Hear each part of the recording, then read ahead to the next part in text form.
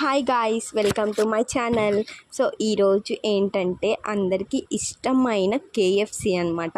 అందుకోసంగా బౌల్లో అయితే చికెన్ వేసుకొని అందులోనే అల్లం పేస్ట్, పెప్పర్ పౌడర్, సాల్ట్, కారం, చికెన్ మసాలా, గరం మసాలా వేసి బాగా మిక్స్ చేసుకున్నాను.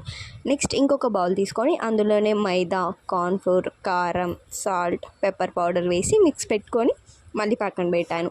ఇంకొక బౌల్ తీసుకొని అందులోనే ఎగ్ బ్రేక్ చేసుకొని అందులోనే సాల్ట్, కారం, కార్న్ఫ్లోర్ వేసి మిక్స్ చేసి ఈ 3 బౌల్స్ని అయితే ఒక దగ్గరే పెట్టేసుకున్నాను. ఒక చికెన్ పీస్ తీసుకొని ఎగ్లో డిప్ చేసి అలానే నెక్స్ట్ మైదాలో డిప్ చేసి బాగా మిక్స్ చేయాలి. నేను చూపిస్తున్న విధంగా అలా అయితే మనకి కేఎఫ్సి షేప్ అనేది వస్తుంది.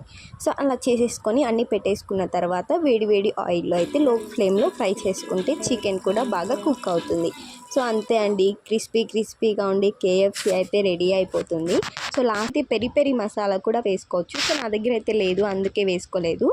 మైనీస్తో సర్వ్ చేసుకుంటే అది పోతుంది టేస్ట్ మాత్రం. మీలో ఎంతమందికి కేఎఫ్సి అంటే ఇష్టమో కామెంట్ బాక్స్లో కామెంట్ చేసేయండి. See you next vlog. అప్పటి వరకు చలో బాయ్.